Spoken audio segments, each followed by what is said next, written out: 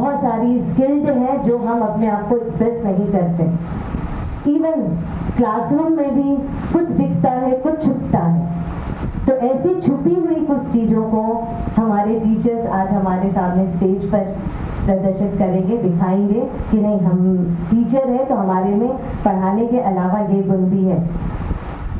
और एक दूसरी चीज़ जो पूरी MET 37 ईयर्स MET के इतिहास को जिस बुक ने कवर किया है, वो बुक हमारे लिए शिक्षक है।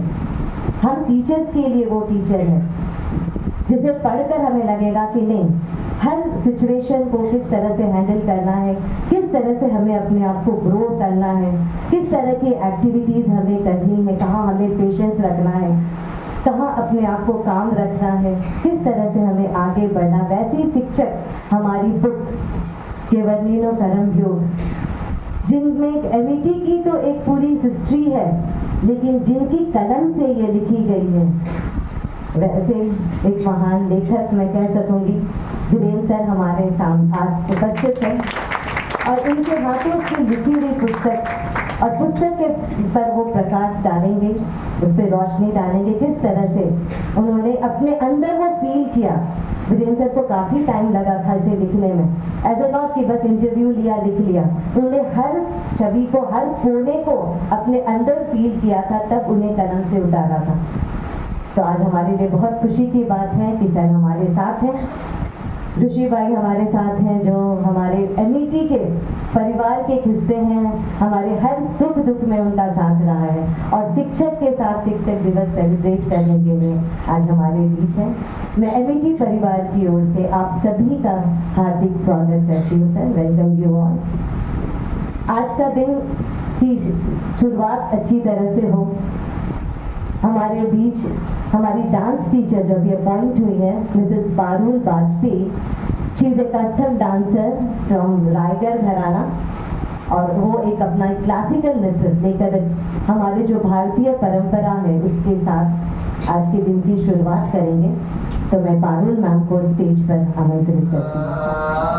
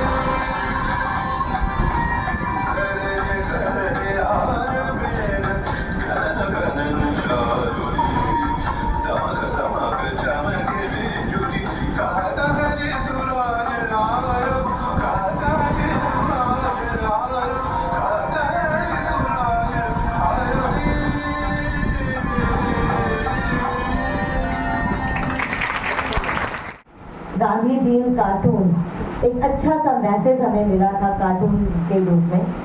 फिर हमने एक प्लान किया था हास्य संगम करने का, तो सर ने हमें बहुत अच्छी ट्रेनिंग दी थी किस एरिया से हम हास्य को बच्चों के थ्रू या टीचर्स के थ्रू करवा सकते हैं। केवलिनो कर्म योग के जो बीच में हमारे बीच में थोड़ी थोड़ी जो बातें होती थी, सर हमेशा हमारे साथ मिलते थे। कॉम्युनिस्ट तो है ही, अच्छा लेख लिखते हैं और हमारे बिल्कुल करीब हैं। This is the introduction of Virendra sir हमारे इस परिवार के हिस्से हैं। तो आज के दिन मैं उनके स्वागत के लिए आदरणीय शाह सर को रिक्वेस्ट कर वीरेंद्र सर का स्वागत।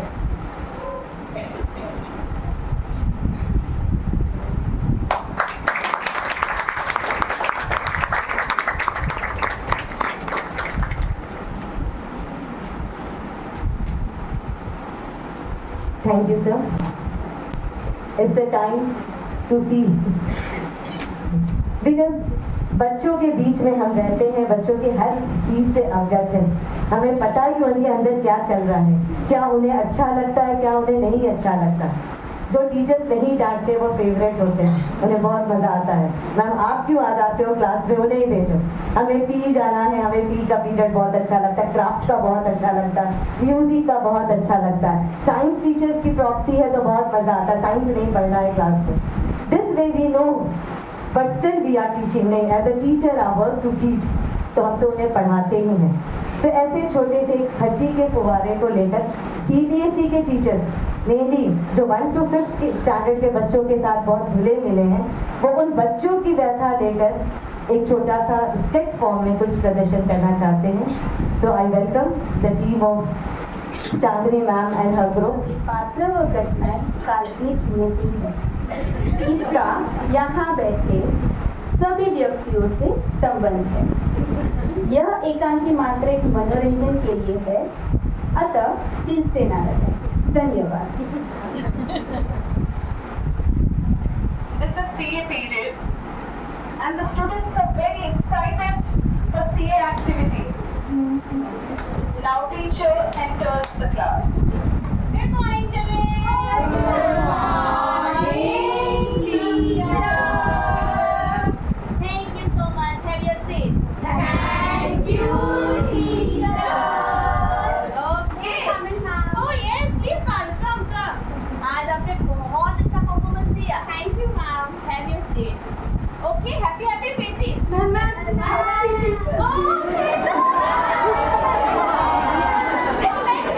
मैं सबके पास आऊंगी। बैठो। Thank you so much. पर फिर भी आपके फेस पे बहुत अच्छी स्माइल नजर आ रही है। कुछ रीजन है आज? वाह, क्या है CA में स्पेशल आज? सब्जेक्ट से रिलेटेड मील्स बनाए। वाह, चलो तो मैं आप over excited student. Okay Anupriya बताइए, क्या कौन से सब्जेक्ट पे आपने मील बनाई है? फिजिक्स पे। ओह वाह, वैसे तो बहुत इंटरेस्टिंग है मैम, बहुत मज़ा आता है पढ़ने में, बट एग्जाम्स के टाइम तो भगवान याद आ जाते हैं। एक ही गाना याद आता है, हमें देना दाता, मन का विश्वास कमजोर होना, इतनी शक्ति हमें देना दाता, मन का विश्वास कमजोर होना। बेटा भगवान आपकी बहुत सहायता करें। बहुत दुख भरी कहानी। ओह यस सुवर्ण बोल। मुझे तो हिंदी बहुत अच्छा लगता है पढ़ने में, बट जो पत्र लेखन आता है ना, उससे तो मैं बहुत परेशान हो गई। मैं परेशान आतिशे हो रहा, मैं परेशान। बेटा आप और अनुप्रिया दोनों बहुत ज़्यादा परेशान हो। हम लोग हैं यहाँ पे, आपके लिए ही है हम यहाँ पे। किसका है ये तुमको इंतजार में होना, देख लो इधर तो एक बार मैं होना। खामोश क्यों हो, जो भी पूछना है पूछना,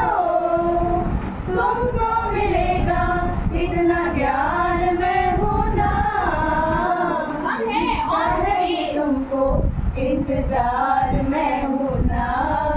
हम सारे टीचर्स आपके लिए अवेलेबल होते ही है, okay, so don't you worry. Now who will be the next? हम सब करेंगे, हम सब। हमारा फेवरेट क्या बताइए? इनकी टीम है ना, हमेशा चीटिंग करती है।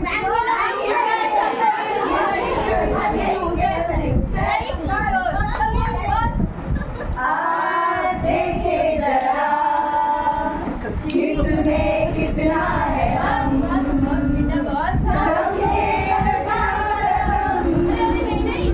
मेरे साथिया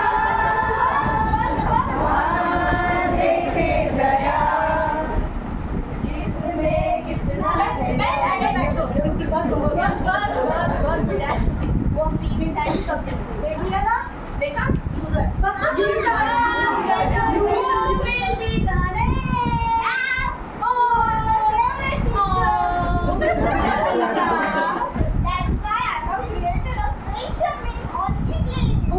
Thank you so much. Please.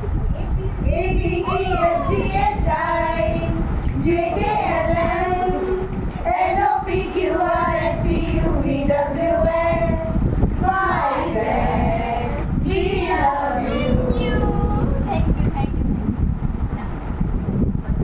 Ma'am इस बार आप गेस करें।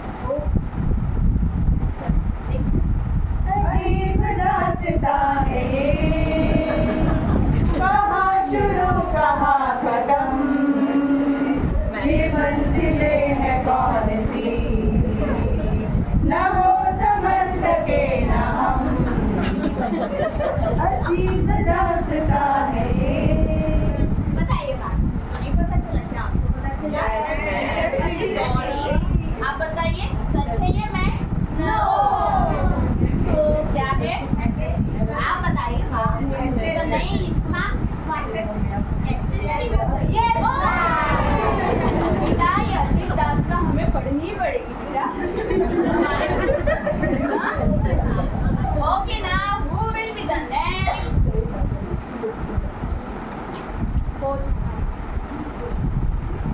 टीचर कहते हैं मैथ्स गेम की तरह तो रूल्स याद रहेंगे तो मैथ्स इजी है। जब गेम्स के रूल्स याद नहीं रहते तो मैथ्स के कहाँ से कंफ्यूजन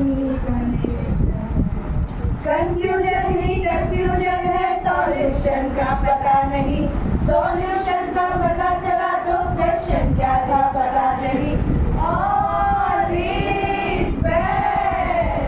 ना all is well, सब कुछ ठीक हो जाएगा। हाँ, प्रैक्टिस करते रहो, सब all is well। ना वो भी मैम, ओ जना। Thank you so much बेटा, thank you। हाँ, आज मैंने आपके फेवरेट सब्जेक्ट को बनाया है। I also know chemistry, ma'am. अच्छा, practical. Oh, practical.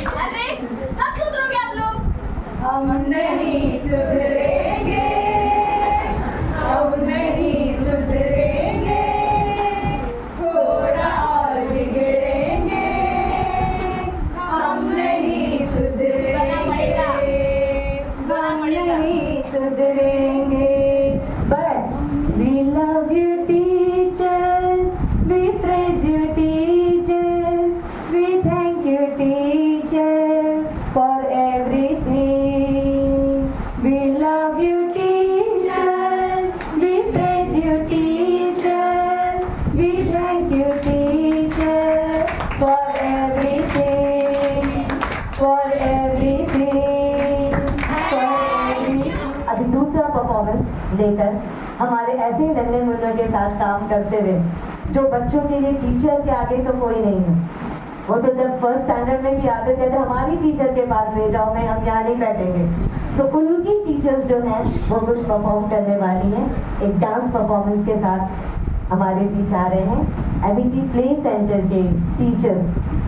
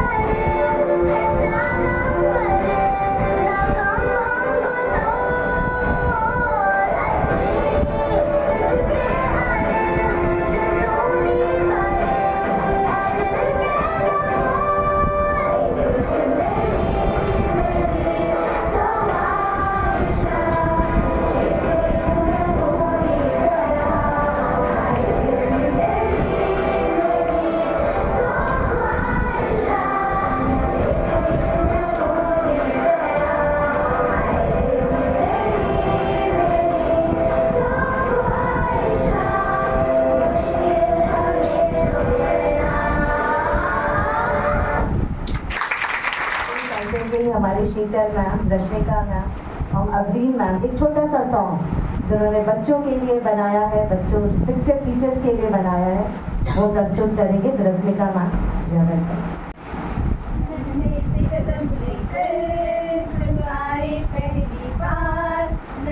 से कदम लेकर जब आए पहली बार, थामी हमारी उंगली उस टीचर को हमारा प्यार। तो बोलो गुरु ब्रह्मा गुरु विष्णु गुरुदेवो महेश्वरा, गुरु साक्षात परब्रह्मा तस्मै श्री गुरुवे नमः। मुश्किल राहों पे गिरते उठते और संभलते हैं, हम थक भी जाए पर देखो वो कभी न थकते हैं। वो टीचर ही जो है जो हमारे साथ चलते हैं, हमारे साथ चलते हैं।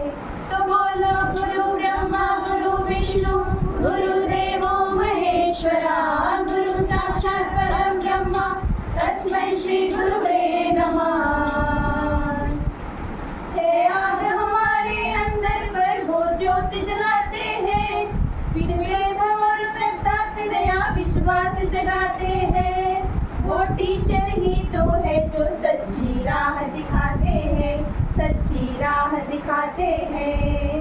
तो बोलो गुरु ब्रह्मा गुरु विष्णु गुरुदेवो महेश्वरा, गुरु साक्षात् परम ब्रह्म तस्मै श्री गुरुवे नमः। नन्हे से कदम लेकर जब आए पहली बार, नन्हे से कदम लेकर जब आए पहली बार, थामी हमारी उंगली उस टीचर को हमारा प्यार। तो बोलो गुरु ब्रह्मा गुरु विष्णु गुरुदेवो महेश्वरा, गुरु साक्षात् परम ब्रह्म तस्मै श्री गुरुवे नमः।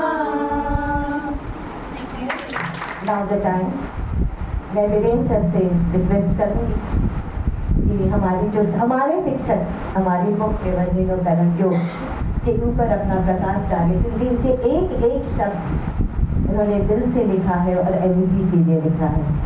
सो आई रिक्वेस्ट वीरेंद्र सर। लेकिन कुछ चीज़ें ऐसी होती है जो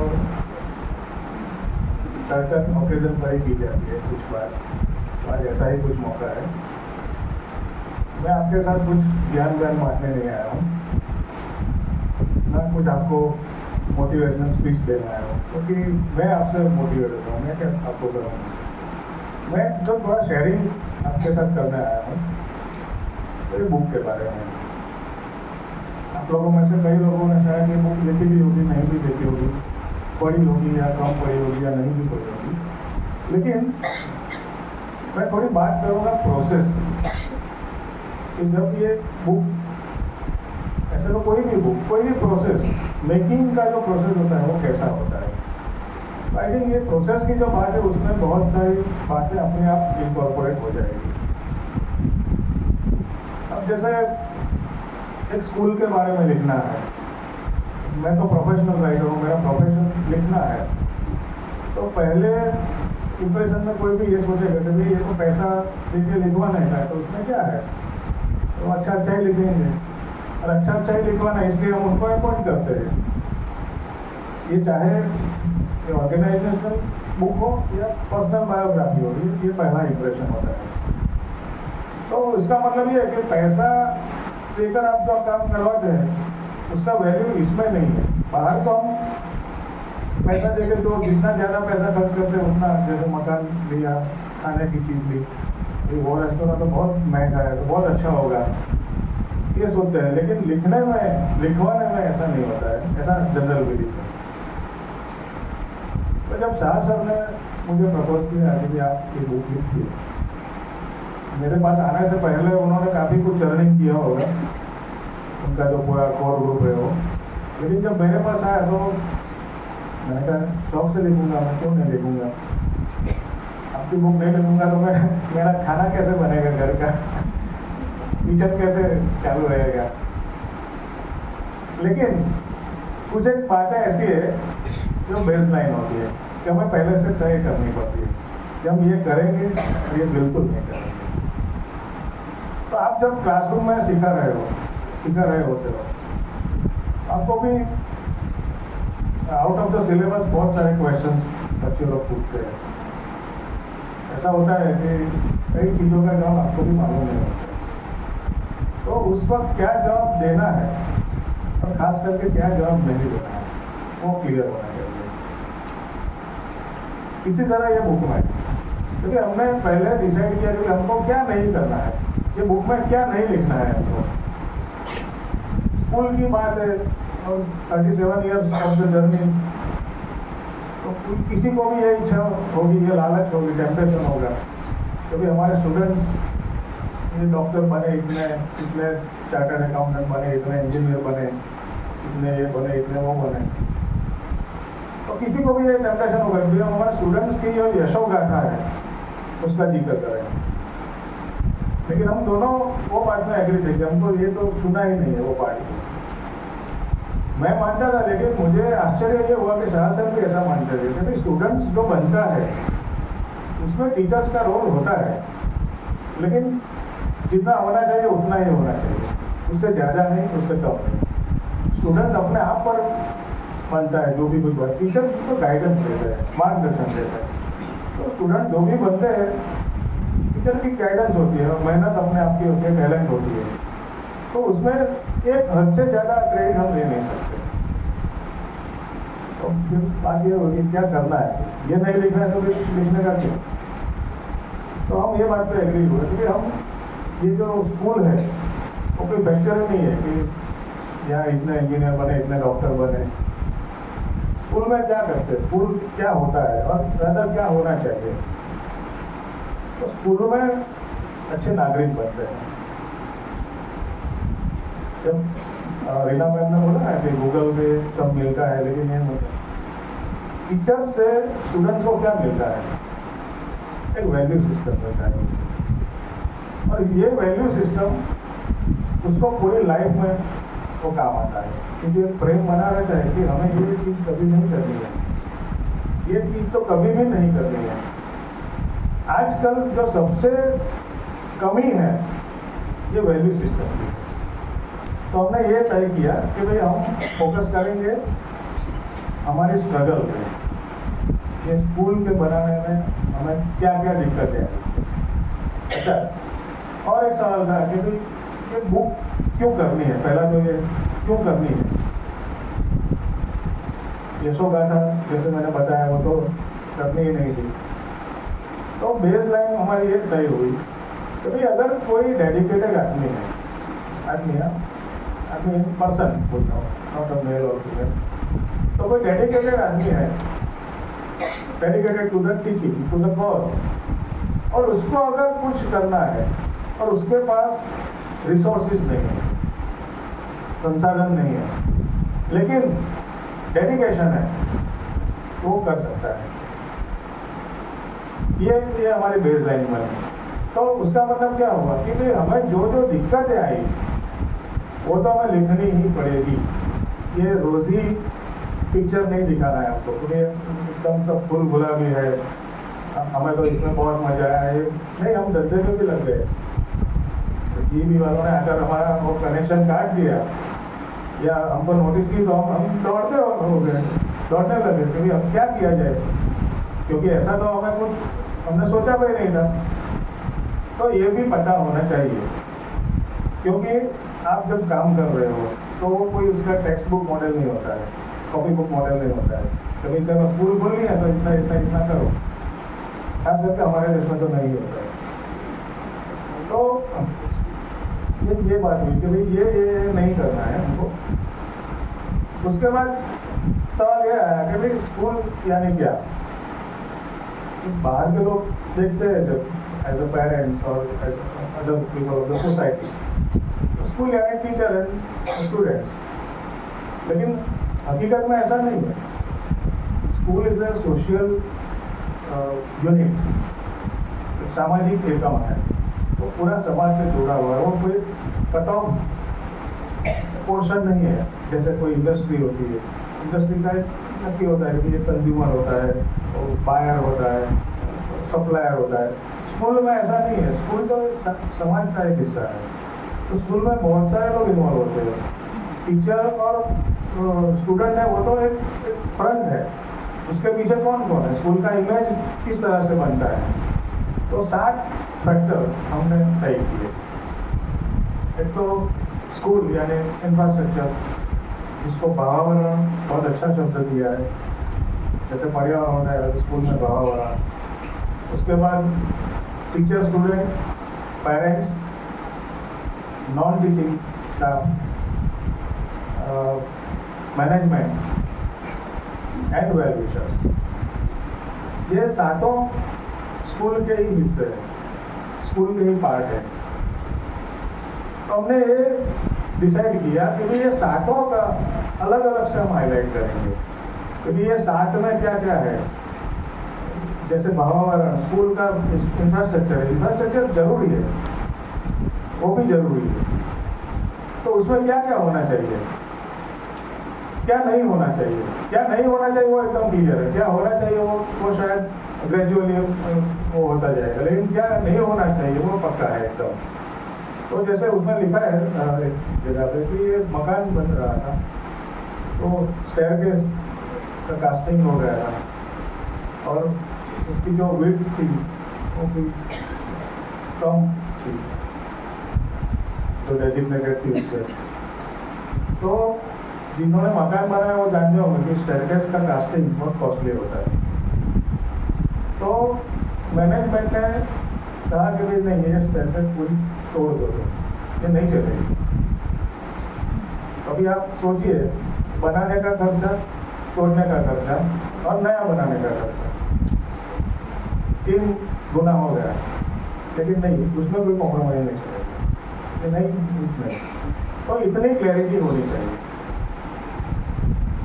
ऐसी बहुत सारी बातें थी कि जो याद करके अच्छा भी लगता था और नहीं भी अच्छा लगता था, लेकिन जो नहीं अच्छा लगता था उसे खास मेंशन करना जरूरी है, क्योंकि हम ये कन्वे करना चाहते थे कि ये फूलों वाला मार्ग नहीं है, यहाँ कांटे भी आए।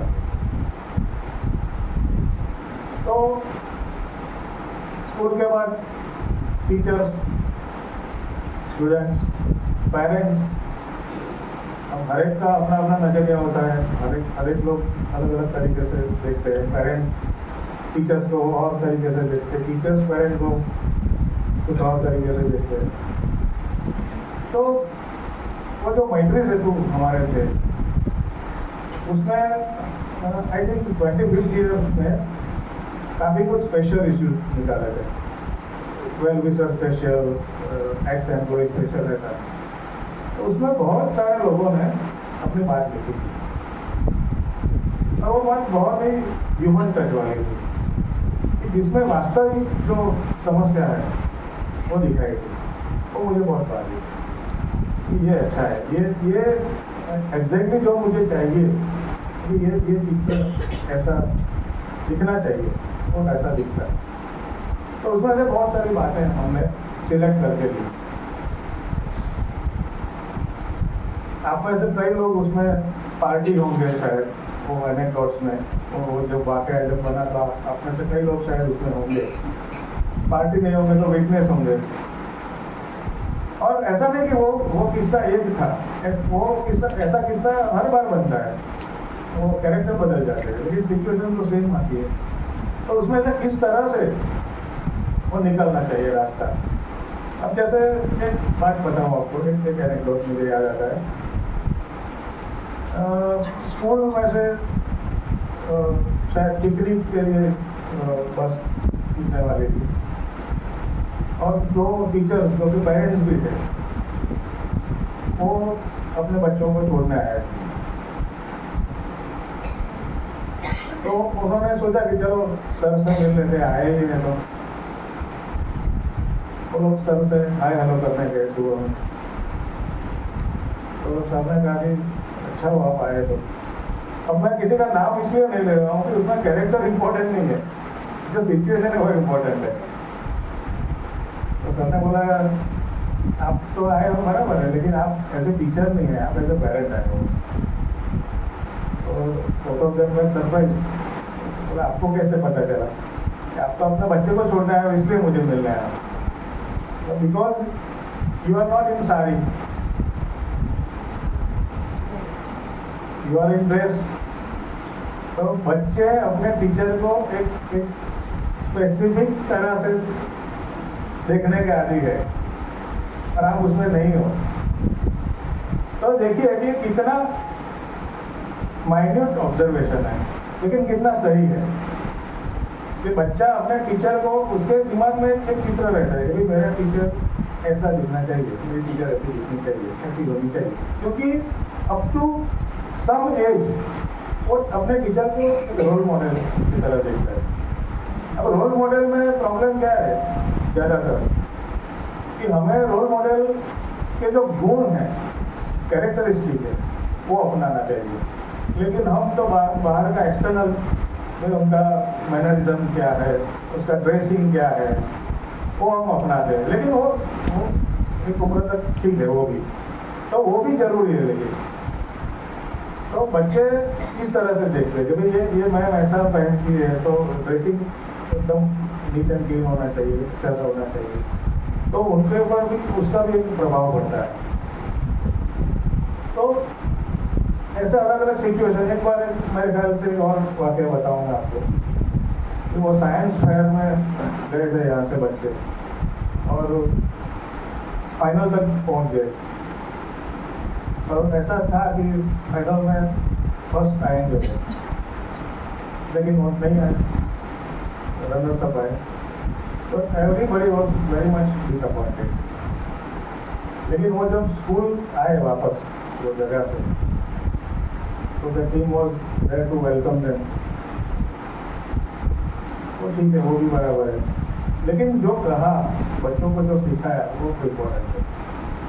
बोला कि अगर आप जीते होते तो कोई हरा होता है, तो आज आप हारे हो तो कोई जीता है। तो हारना भी सीखना चाहिए। आपने जो प्रयत्न किए, आपने जो एफर्ट्स किए, उसका महत्व है। हारे या जीते हो तो एक अलग बात है। तो ऐसी छोटी छोटी बातें एक टीचर बच्चों को सिखाते हैं, उनमें तीन प्लान करते हैं। अब जैसे हर एक टीचर आफ्टर ऑल वो सोशल पर्सन है, तो लिमिटेशन तो हर एक में होगा। हर एक टीचर में नहीं, हर एक पर्सन में, हर एक कोई भी आप कहीं भी जाओ तो लिमिटेशन तो आएगा।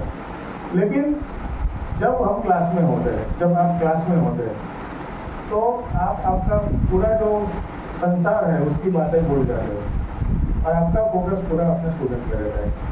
आपका अगर चेहरा भी जरा बिगड़ा हुआ जैसे होता है तो बच्चे भाग जाते हैं, ये आज टीचर मूड में नहीं है। आपको पूछेंगे या नहीं वो पता नहीं, लेकिन वो समझ जरूर जाएंगे, क्योंकि वो आपको इस तरह से देखते हैं। शायद मैं तो ये कहता हूँ कि अपने पेरेंट्स से ज़्यादा वो आप पर कई चीज़ों में डिपेंड होते हैं। वो आपको डिपेंड यानी वो आपको सामने रखते हैं, नहीं नहीं ये ऐसा है। उनके पेरेंट्स जो कहेंगे तो बोलेंगे नहीं नहीं वो नहीं, हमारे टीचर ने बोला कि ऐसा करने का। तो ऐसा जब आता है, ये आप सबको पता है कि ये सिचुएशन है, तो उस वक्त जिम्मेदारी हमारी बहुत बढ़ जाती है। क्योंकि हम जो भी दे रहे हैं स्टूडेंट्स को, वो कॉन्शियसली हमें देना है, तो ये देना है और ये नहीं देना है। तो सिलेबस तो खैर जैसे मैडम ने बताया कि वो कहीं से भी वो सीख लेगा, स्कूल का टेक्स्ट बुक वो तो उसकी स्कूल में जो आते हैं टीचर के पास आते हैं, तो वो एक वैल्यू सिस्टम उनका बनता है। और मेरे ख्याल से आज तो हर एक जमाने में उसकी जरूरत होती है, लेकिन आज शायद सबसे ज़्यादा जरूरत है वैल्यू सिस्टम की। क्योंकि अब देखिए कि करप्शन जैसे, तो करप्शन हमारी वैल्यू सिस्टम में नहीं बैठता है। लेकिन अगर आप थोड़ा प्रैक्टिकल है तो आपको पता होगा कि कई लोगों को करप्शन में मजबूरन करना पड़ता है। अगर वो जिस जगह पे है और उस जगह पे उसके सिवा और लोग करप्ट है, तो उसको भी वो करना पड़ेगा, चाहे उसे पसंद हो या ना हो। तो उस टाइम पे ये वैल्यू सिस्टम काम आती है कि उसको पता चलेगा कि ये जो मैं कर रहा हूँ, एटलीस्ट वो चाहे करना पड़े ठीक है, लेकिन उसको उसका कंसर्न फाइट होगा कि भाई ये मैं कर रहा हूँ तो ठीक नहीं कर रहा हूँ, तो उसका वो कुछ और हल निकालेगा। तो ये जो वैल्यू सिस्टम है वो बहुत इंपॉर्टेंट है। वेल विशर की बात आती है। वेल विशर तो ये लोग हैं जैसे हमारे इधर बैठे ऋषि भाई, उनके प्रकार के लोग होते थे जैसे स्कूल से पूरे कनेक्टेड है लेकिन पूरे डिटैच। उनका कंट्रीब्यूशन बहुत होता है लेकिन ऐसे कोई रिस्पॉन्सिबिलिटी नहीं है। तो स्कूल की गुडविल जितनी बढ़ती है उतने वेल विशर बढ़ते हैं। आज ऋषि भाई क्यों आए हैं इधर? Out of love. तो जब मैंने शाह सर से पूछा इंटरव्यू के दौरान कि आपके वेल विशर से मुझे मिलना है, आपके वेल विशर्स से 2-4 को तो मुझे मिलवा दीजिए, जो मैं उनका इंटरव्यू करूँगा। तो शाह सर और प्रकाश भाई हंस पड़े। पता है कि हमारा कोई परमानेंट वेल विशर नहीं है।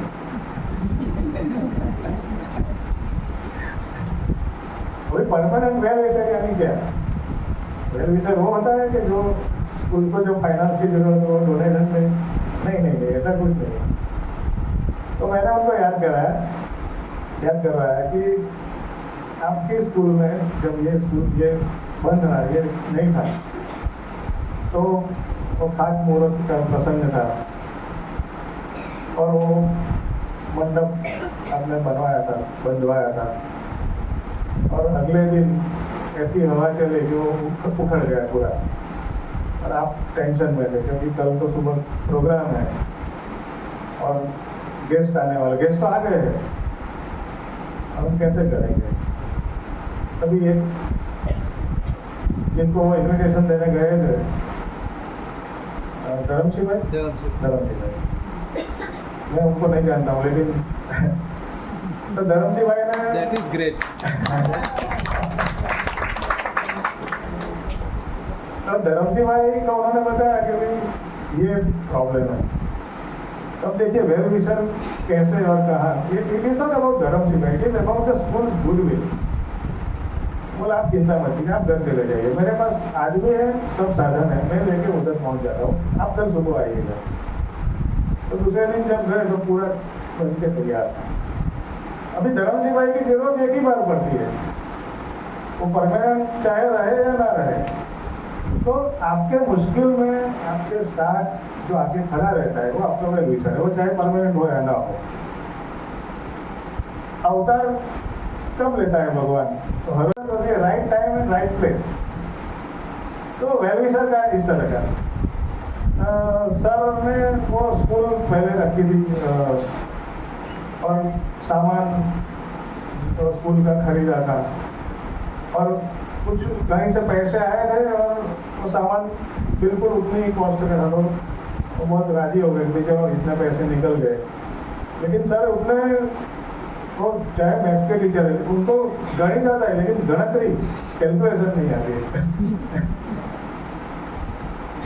तो और ट्रांसपोर्ट भी करना पड़ेगा, ट्रांसपोर्टेशन भी करना पड़ेगा, वो उनको याद नहीं रहा। बोले पैसा आ गया, इतना था, ये फर्नीचर हो गया, अभी तो फिर उनको पता चला कि भाई उसको तो मूव करना पड़ेगा, उसके लिए पैसे लगेंगे। तो क्या तभी एक पेरेंट मिले उनको, सरदार जी, तो उन्होंने बात बताई कि भाई ऐसा है। तो बोले आप चिंता मत करो, मेरा ट्रांसपोर्ट का बिजनेस है, मैं वो कर दूंगा। तो ये सरदार जी फिर आपको मिले कभी? तो ये वेल विशर है। तो ये वेल विशर कब होते हैं, कब खड़े होते हैं, कब बनते हैं? ये एक स्कूल की यानी एक कॉज की, अगर आप कॉज को डेडिकेटेड है तो अपने आप किसी को इच्छा होगी, शायद वो सरदार जी आपको पहले भी नहीं मिले होंगे, बाद में भी नहीं मिले, वो नरसिंह अवतार की तरह वो उसी टाइम प्रकट हुए, अपना काम किया और ओ माय गॉड। तो किस तरह से होता है? अभी पेरेंट्स का भी अलग अलग स्पेसिमेन मैं बोलूँगा आपको देखने को मिलता होगा। You must have come across so many types of parents. तो वो ऐसा सोचते हैं कि ये एक कस्टमर ओरिएंटेड चीज़ है, जहाँ हम पैसा देते हैं, बच्चा भी देते हैं,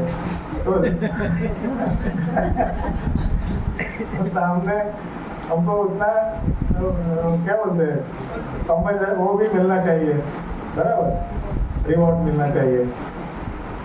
तो हमने कहा कि भाई ये भी लिखना ही चाहिए, क्योंकि ये सब रियल प्रॉब्लम्स है और जो भी आदमी, जो भी व्यक्ति स्कूल खोलने जाएगा उसको ये सब का सामना करना पड़ेगा। तो टीचर का भी एक अलग सा चैप्टर लिखा हमने। ये टीचर्स भी अलग अलग तरह के होते हैं, ज़्यादा मैं क्या बताऊँ आप सब। तो कई टीचर आते हैं तो स्कूल को ऑब्लाइज करते हैं, कई लोग खुद ऑफलाइन होते हैं, लेकिन उनका जो खुद का रोल है वो स्पेसिफाइड होना चाहिए कि मुझे ये करना है, मुझे बच्चों से ये उम्मीद है। शायद हमारे वो राहुल वो कबूतर वाला किस्सा किनका है, राहुल सर का, सिंधिया सिंधा सर का। तो सिंधा सर का किस्सा जो है कबूतर वाला, तो पहले उनको now is the principal in BH Modi school.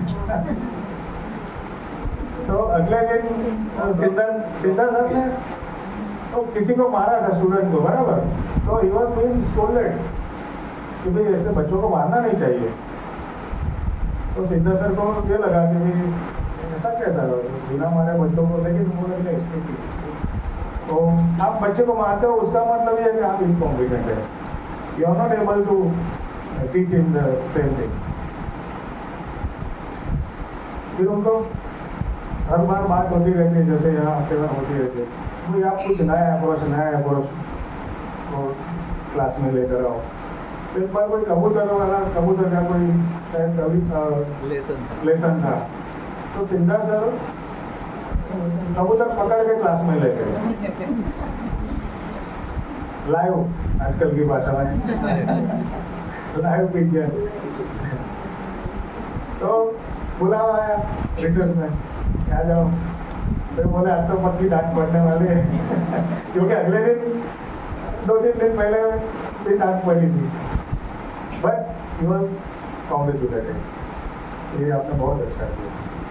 तो ये बात है कि ये इम्पर्सनल चीज है, किसी ने एक बार ऐसा किया उसका मतलब ये नहीं कि वो हर बार ऐसा ही करेगा। ये इम्पर्सनल अप्रोच और अदर ऑब्जेक्टिव अप्रोच। अभी थोड़ी बात मैं करूँ बुक की writing process, focus upon small area which will unite and it will make a bigger picture. तो चीज को आप जितनी बाइफरकेट करेंगे उतना उसके ऊपर फोकस ज़्यादा जाएगा। अभी मैं मैत्री सेतु पढ़ा पूरा, मैंने सब 70 इश्यूज थे ऊपर, और भी बहुत सारा मटेरियल मुझे दिया गया, शाह सर की 20 बुक्स और इंटरव्यूज जो मैंने लिए थे वो। तो उसे कैसे लिखना, कैसे डालना अंदर, वो एक बड़ी समस्या थी शुरू में। धीरे धीरे मैं पढ़ता गया तो मुझे पता चलता गया कि ये अलग सेक्शन आएगा, इसका अलग सेक्शन आएगा, इसका अलग सेक्शन आएगा। जैसे उन्होंने एग्जीबिशन बहुत सारे किए हैं, तो भृगुपत से भरूच खाड़ी युद्ध का किया, दूसरा भूकंप के टाइम पे जो किया था, तो उनके दिमाग में तो वो पूरी एक वो पर्टिकुलर एक्टिविटी थी। लेकिन मैं एज अ बायोग्राफर उसका मेरे दिमाग में एक सेक्शन बनता है, लेकिन ये जो है ये पर्टिकुलर ये हेड में जाए। और जो फिलोसॉफी है हर एक चीज के पीछे, वो मुझे इंटरव्यू से जो ना मिल सकती वो मुझे मैत्री से तो मिली। जैसे कि टूर है, प्रवास, पिकनिक और टूर दोनों अलग अलग होती है। पिकनिक एक दिन की होती है, प्रवास कैसा होता है। तो मैं भी मेरे स्कूल में था तो प्रवास में गया था। आज भी मैं याद करता हूँ कि जहाँ मैं कश्मीर गया, लेकिन प्रवास के पीछे फिलोसॉफी क्या है? It is not only merely pleasure thing, उसके पीछे एक विजन होता है। तो ये विजन क्या है, और वो विजन को रियलाइज करने के लिए क्या क्या क्या करना पड़ता है, तो पूरा मुझे मैत्री सेतु में मिला। उन्होंने लिखा था, तो लिखा तो फिर मैंने वेरीफाई नहीं किया कि ये सही में ये लिखने के लिए है कि सही में अमल होता है उसका, क्योंकि लिखने के लिए तो बहुत कुछ होता है लिखने की आई मीन जो थियरी अलग होती है और अमल और होता है। तो उसका जो प्रैक्टिकल पार्ट वो भी मुझे मैत्री सेतु में मिला। कई सारे बच्चों ने रेट्रोस्पेक्टिव इफेक्ट में लिखे थे बच्चों ने, क्योंकि उस टाइम तो छोटे थे, लेकिन उन्होंने वो रियलाइज किया कि भाई ये हम उस वक्त प्रवास में गए थे तो हमें ऐसा ऐसा हुआ, वो हमें आज पता चलता है, क्योंकि हम ये सीखने को मिला। जैसे कि एक वाक़या है, उसमें एक एनेक्डोट है कि वो लोग सूरत गए थे और सूरत से कुछ आने में देर हो गई, तो ट्रेन में तो रिटर्न हो रहे थे, ट्रेन निकल रही थी ज़्यादा। When they reached the station, train was just starting. तो कुछ बच्चों ने बोला कि सर दौड़ के पकड़ लेते हैं, तो सर ने बोला कि नहीं, अभी कोई नहीं करेगा, सब साइड हो जाओ। उसके बाद सूरत से बाय बस, बाय रोड वो भरूच आए। लेकिन यहाँ जो पेरेंट्स थे वो तो they were there to receive at the station। अब क्या करें, तो ऐसे में पैनिक हो जाते हैं, कोई भी पैनिक हो जाता है। तो सर ने बताया कि भाई कोई किसी का कोई पेरेंट है, कोई बच्चे का वो रेलवे से कनेक्टेड है क्या? तो कोई एक लड़का बोला कि मेरे पापा है वो रेलवे में है। तो बोला भरूच स्टेशन पर आप ये अनाउंसमेंट करवाओ कि ये फला ट्रेन से आने वाले बच्चे अब बस से आ रहे हैं, तो वो फला जगह पे चढ़े पर चौकड़ी या जो भी है वहाँ आएंगे। So this is presence of mind. और ये प्रेजेंस ऑफ माइंड वो कल्टिवेट कर सकते हैं, वो ऐसा नहीं, वो जन्मजात नहीं है। तो टीचर में ये होती है, तो टीचर का ये अप्रोच देखते हैं तो बच्चों में भी वो आती है। इस तरह से काफ़ी कुछ स्कूल में एक परंपरा है मेरे जैसे गेस्ट को बुलाने की। तो मैंने पूछा कि आपका क्या क्राइटेरिया है, आपने कहीं नाम हमारा पढ़ लिया तो बुला लेंगे, ऐसा है क्या? तो उसका भी एक फिलोसॉफी मुझे मिला जानने को। ये नहीं, जो व्यक्ति रिपीटिंग टू द ओकेजन, जैसे डांस का कोई कार्यक्रम है तो डांस से रिलेटेड कोई बंदा है, उस तरह से और कोई तो काव्य मेला था तो कवि अनिल जोशी को बुलाया, because himself is a poet, he understands the thing well. तो ये मुझे बहुत अच्छा लगा कि ये सब एक बात है। और मुझे ये जानकर हैरानी हुई, आज अभी भी मैंने देखा कि टीचर्स कितने हेल्पफुल है।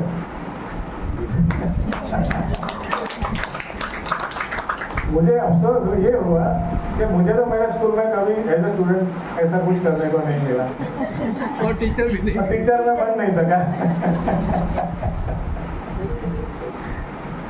तो शायद ऐसा संयोग होता कि मैं एमएटी में पढ़ पाता तो बात और होती।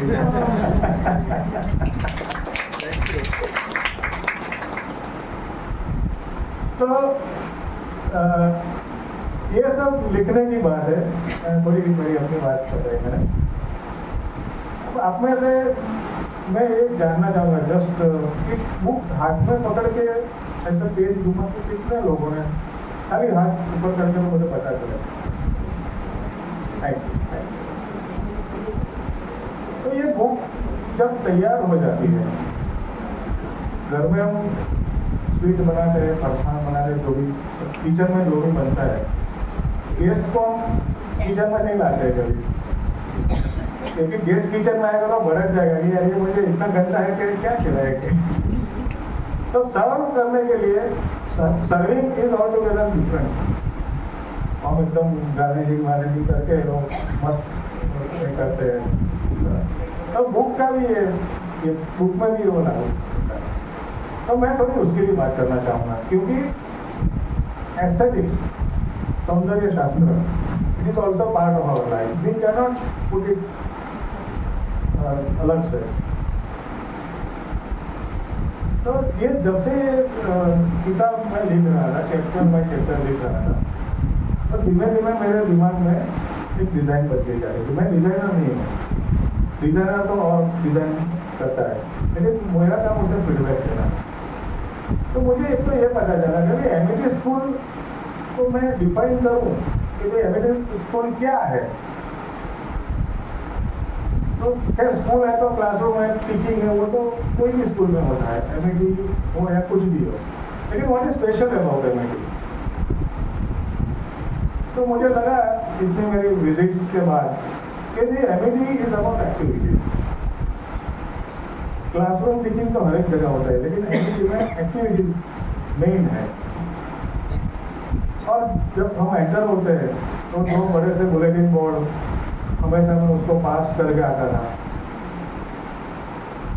तो मुझे एक तो ये लगा कि ये बुक की डिज़ाइन में कहीं भी, जब स्कूल की किताब होती है तो उसमें ट्रेडिशनल सिंबल्स क्या होता है, डिज़ाइन एलिमेंट्स, ब्लैक बोर्ड होता है, डस्टर होता है, इस तरह का नोटबुक होता है।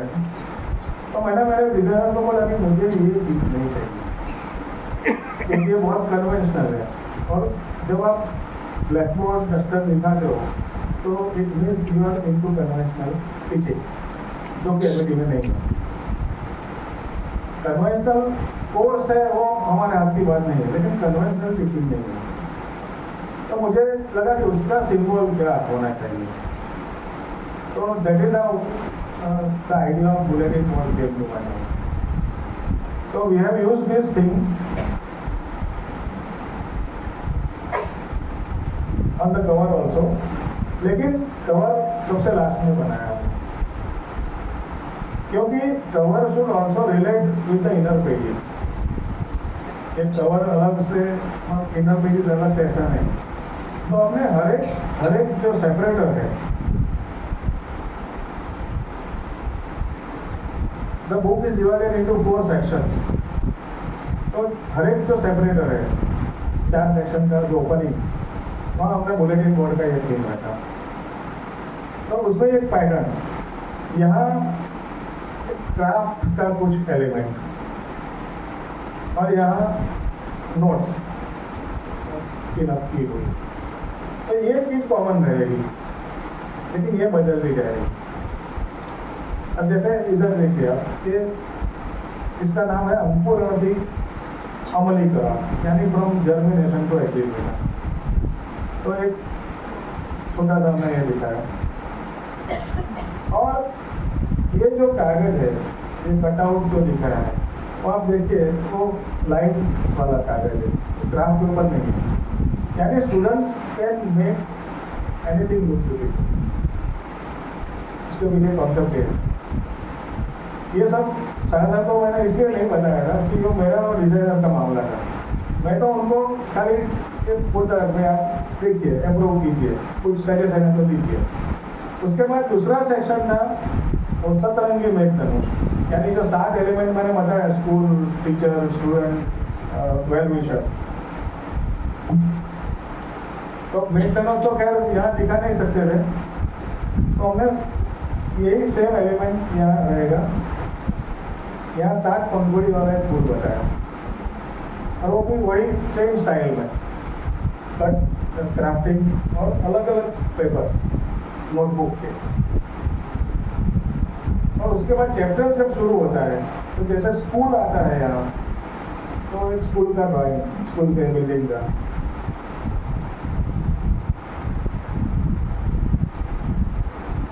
हर एक का, जैसे शिक्षक टीचर का आता है तो टीचर का बनाया। लेकिन सबसे ज़्यादा इंटरेस्टिंग ये है संचालक। अब जब मैंने डिजाइनर को बताया, वो बोला संचालक यानी क्या, क्या होता है? मैंने बोला he is the boss of the whole organization. उसको, मुझे उसे समझाना था, टीचर्स को नहीं सर। तो मैंने बोला he is the boss of the organization. तो उसने वो टिपिकल वो कॉर्पोरेट वाले मुझे ड्राइंग बना के भेजा। तो मेरे दिमाग में तो बैठता ही नहीं कभी, क्योंकि मैंने ऐसा तो देखा ही नहीं है कभी। तो मैंने फिर ये लाइन ड्राइंग बनवाया उससे। आप देखिए उसमें हर एक लोग एक वो चेयर पर बैठे हैं और बीच में एक आदमी है, तो आपको लगता है शायद ये संचालक हो सकता है।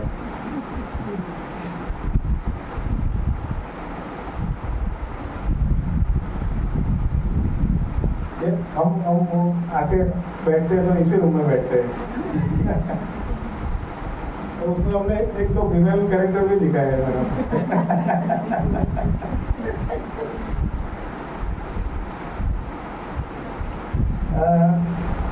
उसके बाद सेक्शन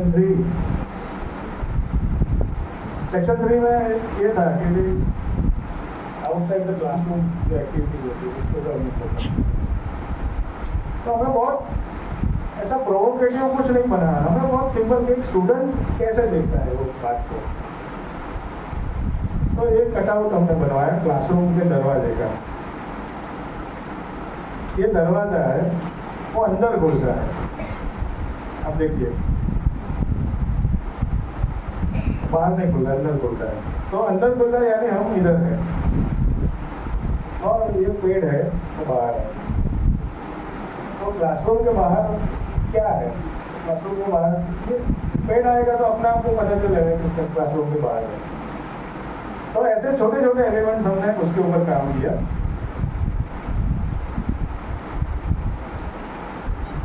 फिर इधर अंदर हमने पूरा दोनों दरवाजे दिखाए इस तरह से, तो पक्का पता चलेगा कि ये क्लासरूम के बाहर है।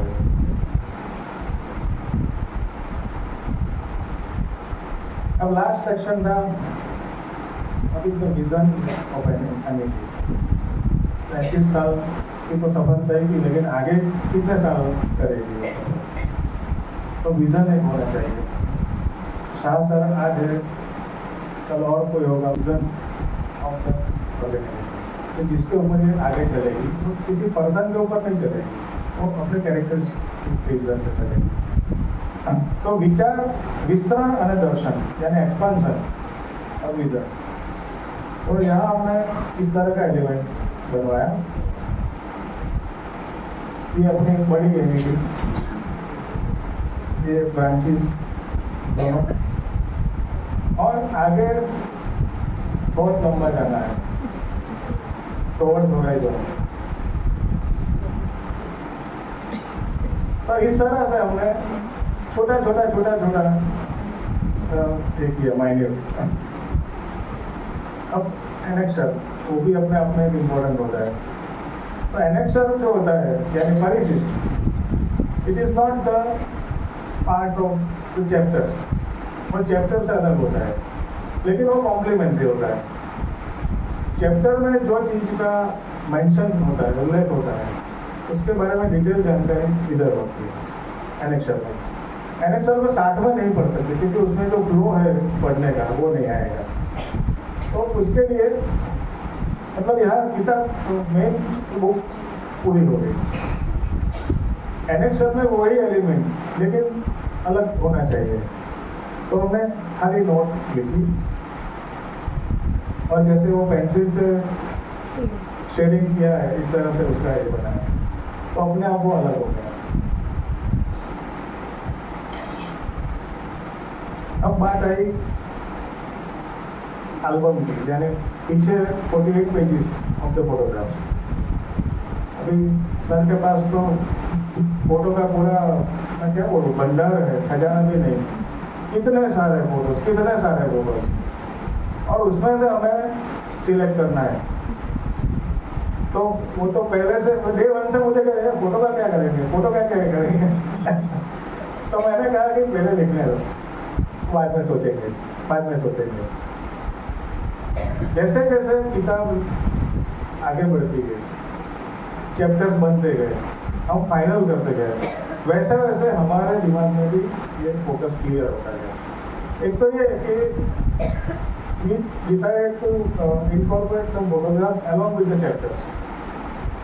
तो उसमें तो वो चैप्टर है तो उसके रिलेटेड फोटो उसमें भी कितने सारे हैं। तो उसमें से हमने बहुत ही स्ट्रिक्ट एडिट करके इमोशनली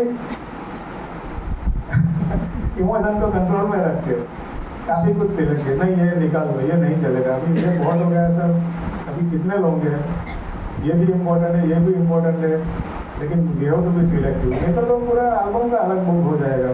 ऐसा हमारा डायलॉग चलता रहता था। तो जो चैप्टर के अनुरूप थे वो तो इसमें आ गए, फिर भी बहुत सारे रह गए। तो मैंने एक रफ ये किया कि भाई 16 के मल्टीप्लिकेशन में ये बुक में ये होता है, उसी में 16 परमो आपको तो 16 के मल्टीप्लिकेशन में कितने पेजेस रखने हैं वो आप सोचो, आइदर 16 होंगे या 13 होंगे या 48, और पर पेज एटलीस्ट आप 2 फोटोग्राफ के हिसाब से चलो, कहीं 3 हो सकता है, लेकिन आप 2 की एवरेज से चलो तो 48/2 यानी 96, तो आप 100-150 फोटोग्राफ पहले शॉर्टलिस्ट करो। लेकिन फोटोग्राफ का अरेंजमेंट कैसा होना चाहिए? अब जैसे कि कोई भी आम आदमी है, जैसे एमिटी क्या है कुछ पता नहीं है, लेकिन ये बुक टेबल पर पड़ी है, तो वो तो सीधा फोटोग्राफ दे देगा। तो ये फोटो में भी एक क्रोनोलॉजी होनी चाहिए, फोटो में भी एक स्टोरी होनी चाहिए, फोटो बायोग्राफी जिसको बोलते हैं। तो सबसे पहले जो एमिटी का सबसे पहला स्टाफ, और यहाँ आपको पता है, तो इसके बीच में पूरी स्टोरी चलती है। From our journey from year to year, इधर देख सकते हैं आप कितने लोग हैं और इधर कितने लोग हैं, ये 2-3 है। अभी ये फोटो सिलेक्शन की बात है, बात है डिजाइन की। डिजाइन का क्या, क्योंकि it should be decorated properly. तो as this is a book on school, ये एलिमेंट तो हमने लिया ही था ये पेज में, जो लाइंस का इफेक्ट है वो सोबर थोड़ा इफेक्ट, लेकिन यहाँ हमने वो पूरा लाइंस नोटबुक जैसे होती है उस तरह का। लेकिन वो अकेला किया तो हमें लगा कि बहुत स्पेस खाली लगती है, तो वो खाली स्पेस आंखों में आती है, क्योंकि वो खाली स्पेस बहुत लगती है, ऐसा लगता है कि बीच में 2 फोटो कहीं रख दिए। तो how should we fill that space? तो इधर एक डिजाइन क्रिएट किया, वो डिजाइन ऐसे कि वो पेंसिल से बनाई है, ऐसी लगे, तो डार्क पेन से नहीं। तो जहाँ जहाँ खाली जगह है वहाँ डिजाइन लगेगी, तो आपको एक स्पेस भी भरी हुई मिलेगी, एस्थेटिकली भी वो अच्छा लगेगा। और डिजाइन का पैटर्न फोटोग्राफ से हिसाब से होता है, जितने फोटोग्राफ है उस हिसाब से डिजाइन बनेगी। तो ये किस तरह से जाके ये बुक तैयार होगी, राइटिंग और डिजाइनिंग। डिजाइनिंग एक हर एक चीज में, आज मैंने देखा आज कई स्टूडेंट्स को कार्ड्स देने आए थे, तो कितना ब्यूटीफुल बनाया था उन्होंने। अब देखिए उसमें होता है कि हम लोग तो मार्क्स स्टूडेंट को एनकरेज करने के लिए दे देते हैं कि बेटा बहुत अच्छा बनाया, उनको एनकरेज करना है ना, तो उसने हाथ से बनाया वही हमारे लिए काफ़ी है, लेकिन नहीं उतना काफ़ी नहीं है, कैसा बनाया वो भी हमें देखना चाहिए। तो एस्थेटिक्स तो हमेशा होता ही है, अब चाहे कुछ भी हो, हम कपड़े भी मैचिंग में पहनते हैं या कॉन्ट्रास्ट में, जो भी है वो हम ऐसे वैसे आ नहीं जाते हैं, तो ये बुक में भी ऐसा होता है। अब एक सवाल ये था कि भाई ये कलर बुलेटिन बोर्ड का, उसमें जनरली एक क्लॉथ लगाते हैं वेलवेट का, तो उसमें ज़्यादातर 2 कलर होते हैं, एक ब्राउन होता है और दूसरा ब्लू होता है। तो हमने सोचा कि कौन सा कलर है, सर तो हमने ऑप्शन नहीं दिया था, आपको मैंने ब्लू ही बताया था। तो मैंने वो डिजाइनर को बताया कि तो पहले मुझे ब्राउन कलर में दिखा, तो डिजाइनर बोलता है सर ब्राउन कलर में बनाएंगे तो it is the most common colour, कोई भी बुक का जैकेट ब्राउन तो होता ही है, आप ब्लू में देखिए, फिर अगर अच्छा नहीं लगेगा तो मैं ब्राउन में बनाऊँ। तो उसने मुझे सीधा ही ये ब्लू में करके रख दिया और मुझे फिर ब्राउन की जरूरत ही नहीं पड़ी, मैंने यही सीधा सर को भेज दिया और बोला कि देख लीजिए, दिखाइए और फिर हमें बताइए कि क्या है। एक बात ये last jacket writing, Haresh sir का जो राइटिंग आया था उसमें से एक पार्ट हमें यहाँ रखना है। अब ये जो थीम है वो it should go with the whole book, तो जैसे ये नोट है, लेकिन ये नोट ऐसी है कि उसके सेंटर में नहीं, साइड में पिन है, तो थोड़ी और टेढ़ी हो गई, दैट विल लुक नेचुरल, क्योंकि वो सेंटर में है और एकदम स्ट्रेट है, तो वो तो होती ही है। लेकिन ये स्कूल है, स्कूल में लगाने वाला अलग अलग होता है, लगाने वाला एक होता है, पिन निकालने वाला भी दूसरा होता है। तो स्कूल में यही होता है, ये कॉर्पोरेट ऑफिस नहीं है। तो ये सब सोच के हमने इस तरह से टेढ़ा बनाया। तो we try to make it as natural as possible. अब ये ओपनिंग पेज देखिए, अब यहाँ बुलेटिन बोर्ड का बॉर्डर नहीं है, नहीं हो सकता, क्योंकि बुलेटिन बोर्ड ऐसे ही लगता है। बुलेटिन बोर्ड ये सिंगल में मजा नहीं आता है। तो यहाँ क्या दिखाया जाए, तो हमने उसका क्लोजअप दिखा है, तो पीछे टेक्सचर और उसका क्लोजअप और सेम एलिमेंट। तो अभी आप देखोगे जब भी आप बुक, तो चाहे आप पढ़ो, पढ़ने में देर लगे, लेकिन ये नजरिए से भी देखना, और ये नहीं किसी भी बुक को कि उसका एस्थेटिक्स क्या है, क्योंकि it is also an important part of the book. और मुझे ज़्यादा कुछ नहीं कहना है आपसे, क्योंकि फिर आप इंस्पायर होने लगोगे और वो मुझे पसंद नहीं आएगा। तो अभी आपको कुछ पूछना है तो आप बेशक पूछिए, कुछ सवाल है, कुछ ये बुक के बारे में है, और भी कुछ पूछना है तो please feel free to ask. आपने बुक बनाई, कितनी बार आपको डिलीट करना पड़ा, बार बार करेक्शन करना पड़ा? हाँ, ये अच्छा सवाल है। मैं आपको बताऊं प्रज्ञा में, ये सारे ना ये इसलिए आपको कुछ अच्छे नहीं है। इसलिए और मैं बताऊं आपको क्यों अच्छे नहीं है। वो पहले मेरे पास आते हैं, मुझे बोलते हैं तुम्हें बुक लिखनी है, मैं तुमको पैसा दूंगा, लेकिन मुझे लिखवानी नहीं है। अब ये कैसा डील हुआ है, लिखनी है, पैसा देंगे, लेकिन लिखवानी नहीं है। यानी he was in denial mode. अरे क्या मैं अपनी बात करूं। तो मैंने बहुत ट्राई किया, लेकिन वो ज़्यादा कुछ बात नहीं करते थे। फिर बात करते, फिर वो बोलते थे नहीं, वो तो मैंने तो कुछ नहीं किया, वो तो हमारी टीम थी। तो भाई टीम थी तो टीम थी, लेकिन कुछ तो किया ना, वो बताइए आप। लेकिन सर हाथ मुझे रखना ही नहीं देते। तो फिर मैंने क्या किया, मैंने सोचा ये अपने आप एक बार लिखना शुरू कर दो।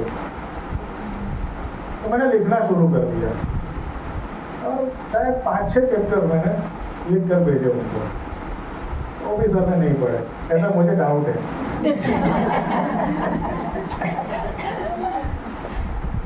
ऐसे ऐसे करके मैं मेरे हिसाब से लिखता गया, मेरे मन में एक डिजाइन बन गई। मैं लिखता गया। तो ज़्यादातर मैं बायोग्राफी लिखता हूँ किसी की भी, चाहे कोई संस्था की हो या व्यक्ति की, उसमें कितने चैप्टर्स होते हैं? 15 तो मैक्सिमम, क्योंकि एक आदमी की बायोग्राफी है किसी पर्सन की, तो वो शायद 80 साल 100 साल 100 साल तो नहीं होते, 80 साल। तो उसमें अब बाइफरकेट करके कितना करेंगे? 10 चैप्टर तो बहुत हो गए, फिर ज़्यादा से ज़्यादा 15। तो मुझे लगा यहाँ भी ये हो जाएगा, क्योंकि मेरे साइमल्टेनियस मेरा एक दूसरा काम चल रहा था गुजरात विद्यापीठ का। ये स्कूल है, वो विद्यापीठ है। ये शाह सर ने बनाई, मतलब ये 5 लोगों ने, तो वो तो गांधी जी ने स्थापना की। इसका 37 साल हुआ था, उसका 100 साल, और 100 साल का इतिहास में लिखा था, और इधर ये पैरेलल ये चल रहा था। प्रॉब्लम क्या था, वो तो लिखना खत्म हो गया।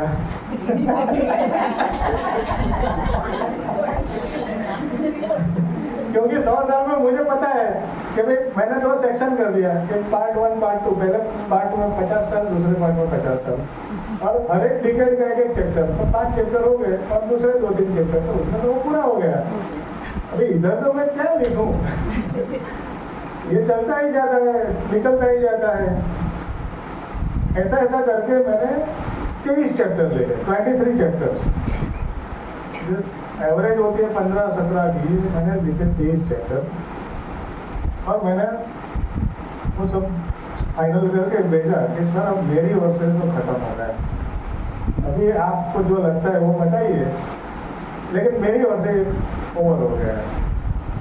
तो सर ने, प्रकाश भाई ने, सबने ये पढ़ा 23 चैप्टर। तो पढ़ने के बाद सर को शायद लगा होगा, तो बताया नहीं उन्होंने मुझे कि नहीं मैं ये मैंने सोची थी उससे अच्छी लिखी है।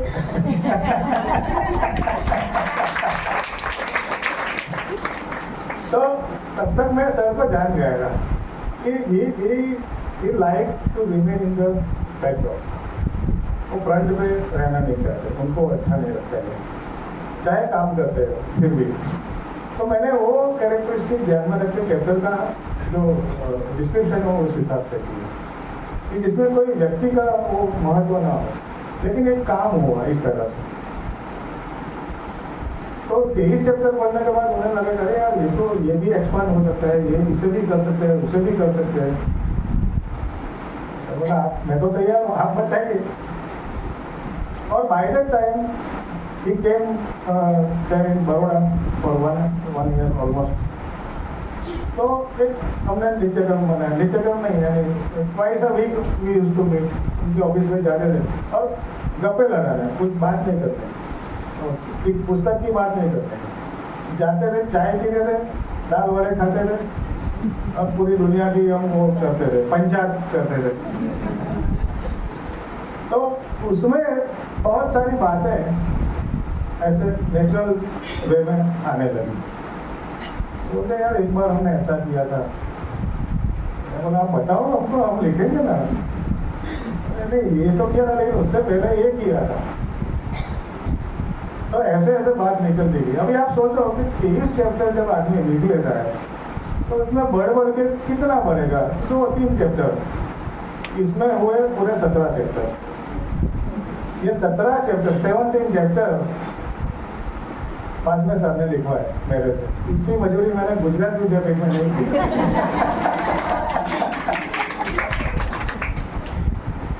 23 का 25 27 होता है, लेकिन 40 चैप्टर।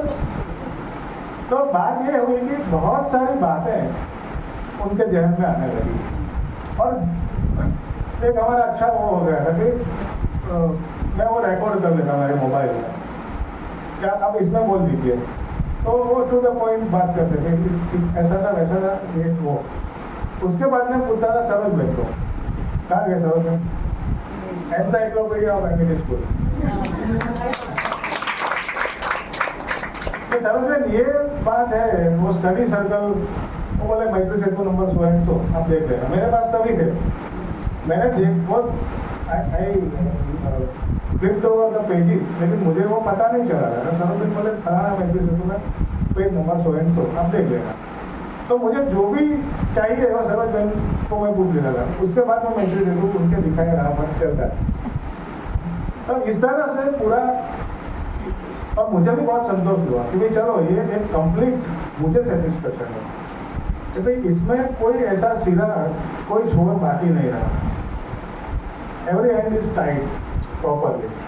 जैसे આપણે लटकता छेड़ा कहिए ना, तो कोई लटकता छेड़ा नहीं रहा, वो अच्छा लगाने के लिए नहीं कर रहा। इसमें मैंने पूरी मेरी जो स्किल है, पूरी मेरी जो आत्मा है वो मैंने निचोड़ दी है। उसके डिजाइनिंग में, लिखने में तो खैर लिखना तो एक है ही, लेकिन डिजाइनिंग में भी मैंने उतना ही वो किया है और मुझे पूरा सपोर्ट मिला है। तो एक बात उन्होंने बोल दिया कि आप डिजाइनिंग जो भी तो आपको बताने की जरूरत नहीं, आप अच्छा ही करोगे, वो पता है आपको। बोला नहीं वो मेरा ड्यूटी है आपको दिखाने। तो दोनों ओर से वो होता है। और कोई सवाल वृंदावन सिवाय एक बार प्रवीण भाई નું નામ બોલો। अरे તો અમે ક્યારના કરશું ત્યારે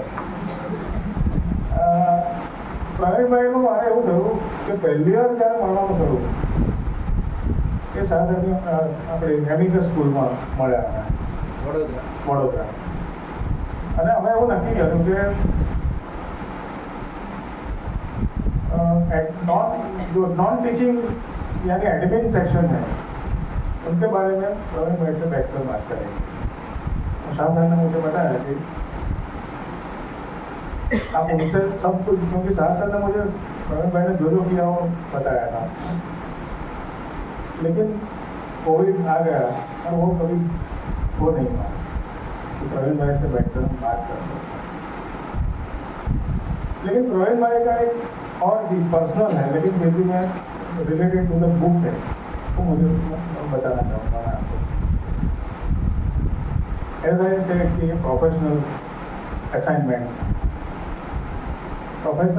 में रिटर्न एग्रीमेंट जैसा होता है, तो भी उसमें टर्म्स ऑफ पेमेंट भी आ रहा है और भी बहुत सारी चीज़ें होती हैं। तो प्रवीण भाई जब थे, अब टर्म्स ऑफ पेमेंट का एमिटी में कभी वो नहीं रहा है, तो लिखते हैं लेकिन वो तो बहुत ओपन है किसी का। तो बीच में मेरी डॉटर का मैरिज आया, तो सडनली मेरे खाते में एक्स अमाउंट जमा हो गई एमिटी के बाद। आई वॉज सरप्राइज, क्योंकि एज पर द एग्रीमेंट तो वो जो करना था वो कर दिया था, अभी दूसरा जो है उसमें काफ़ी देर होती। तो मैंने फ़ोन किया था सर को, तो ये आपने क्यों ऐसा किया? बोलते हैं प्रवीण भाई ने किया है वो। प्रवीण भाई बोलते हैं कि अभी उनको पैसों की जरूरत है, अभी हम नहीं देंगे तो कब देंगे? तो लिखने की पढ़ने की क्या जरूरत है उसमें? तो दिस वॉज प्रवीण भाई।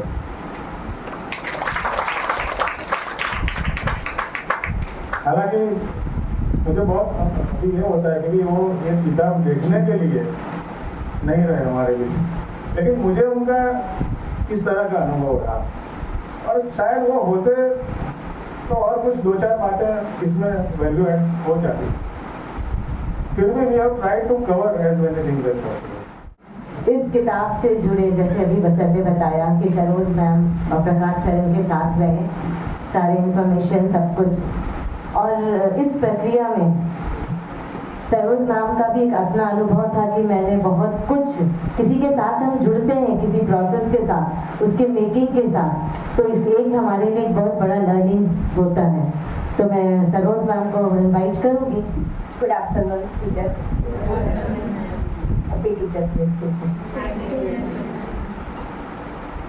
ફર્સ્ટ ઓફ ઓલ बीरेनભાઈ, તમે એવું કીધું કે बीरेनભાઈ ने ऐसा बोला कि सर ने मैंने भेजना शुरू किया तो सर ने पढ़ा कि नहीं बताओ है, नहीं तो पहले दिन से हम आपके जो आते थे आर्टिकल हम सब निकालते थे उसकी कॉपी, और हम चारों लोग बैठ के पढ़ते थे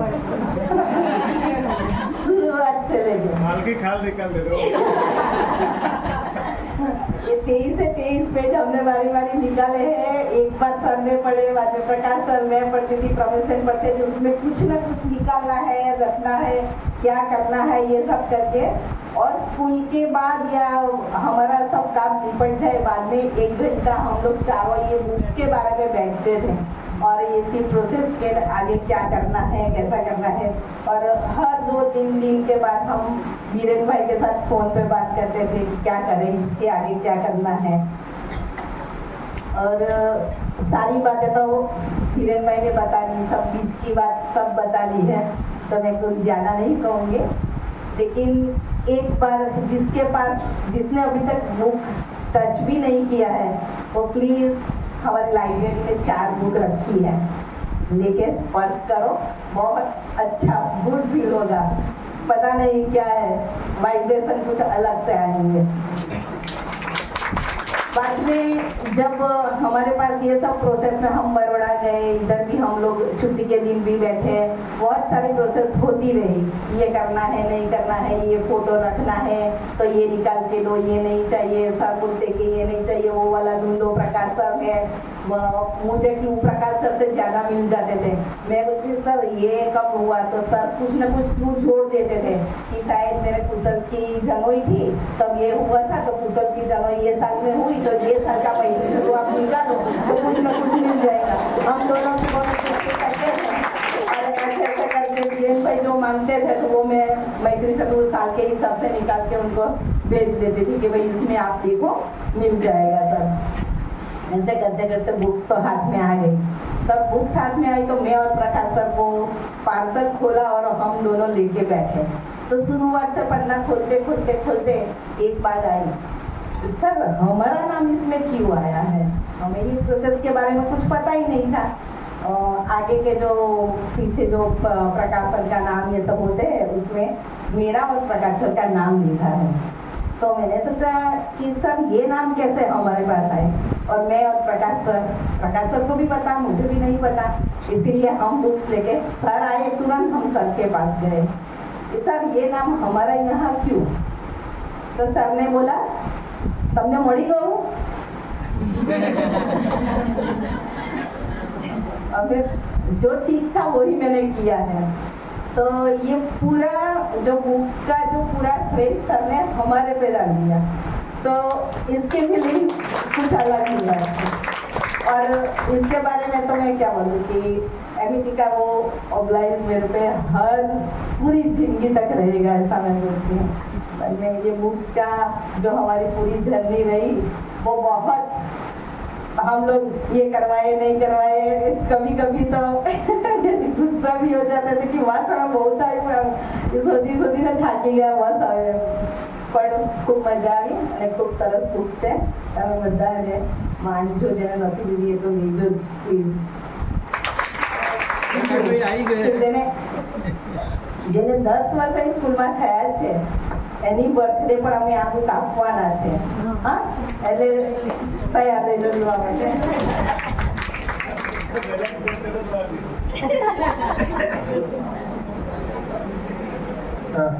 आप सबको शिक्षक दिन की बहुत सारी बधाई।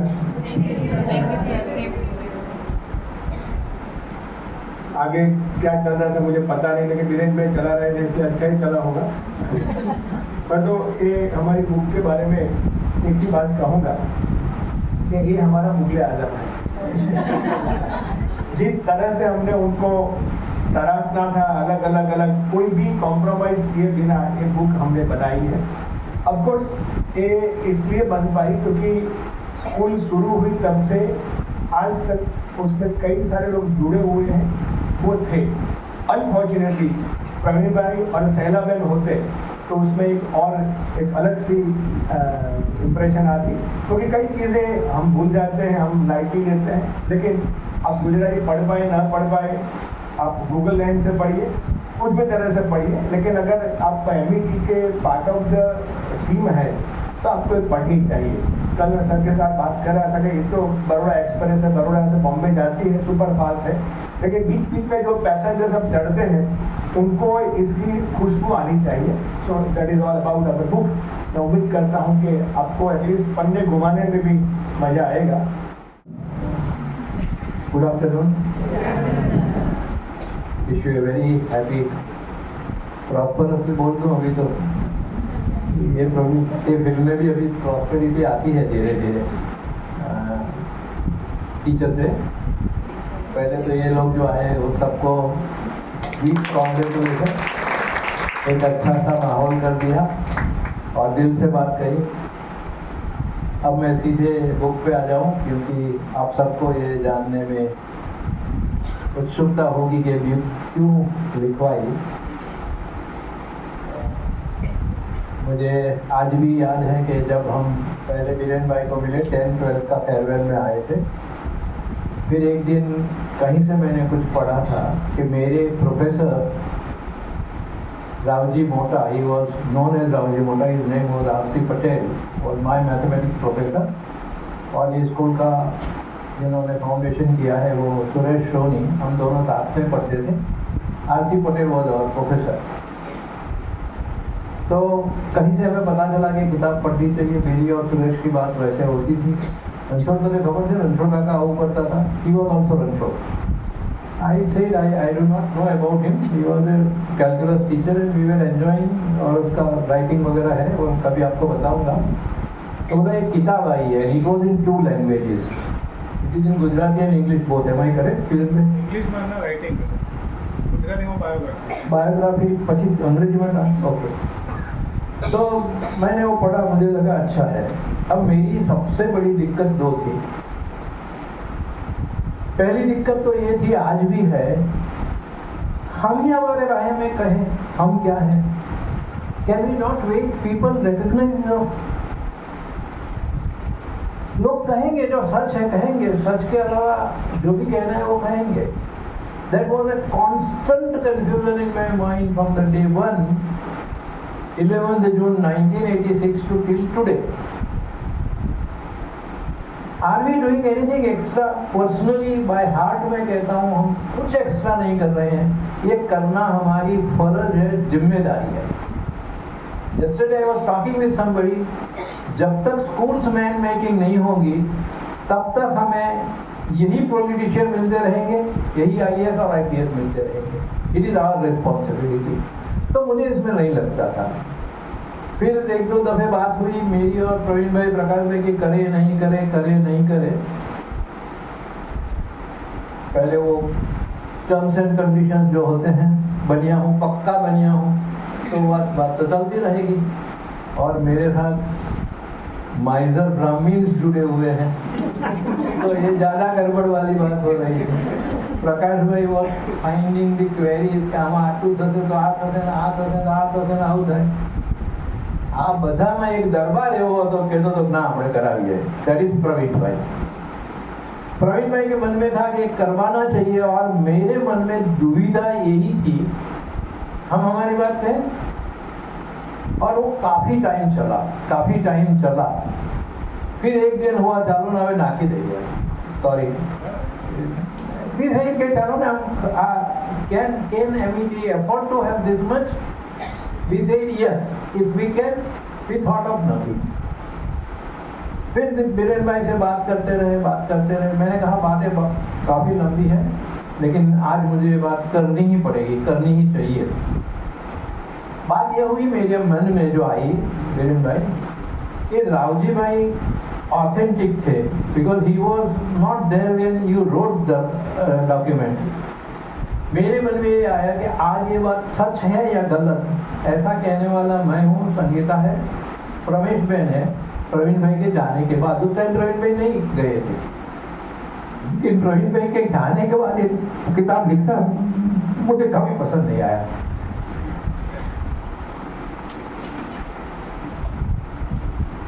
I was talking with him, but talk with the heart.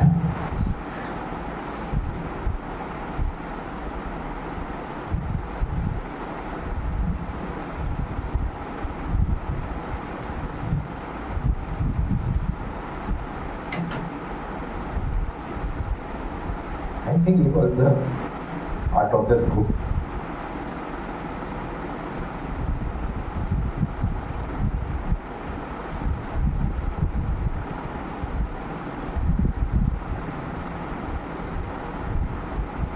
वो टाइम भी ऐसा गया. अनफॉर्चुनेटली मुझे जाना पड़ा. मेरा मकान भी किसी ने तोड़वाया है, तो प्रवीण भाई ने. मैं तोड़ना नहीं चाहता. But he said you should not face difficulties in future, so you should stay in a newly constructed house. फिर बातें चलती रही. मैं और बीरेन भाई जैसे कहते हैं, मुझे बड़ौदा रहना था, तो मुझे तो बीरेन भाई किसी की कंपनी की जरूरत थी. And he is very well read, worst with very many thing. उनके कॉन्टेक्ट भी अच्छे हैं, काफ़ी अच्छे हैं. उनका भी मुझे एडवांटेज मिला. हम बैठते रहे और काम बनता रहा.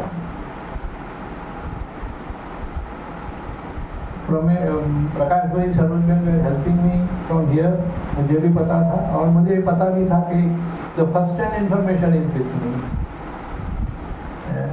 We give a big applause to Biren. He is a professional but not a commercial. He is professional but he is not commercial at all.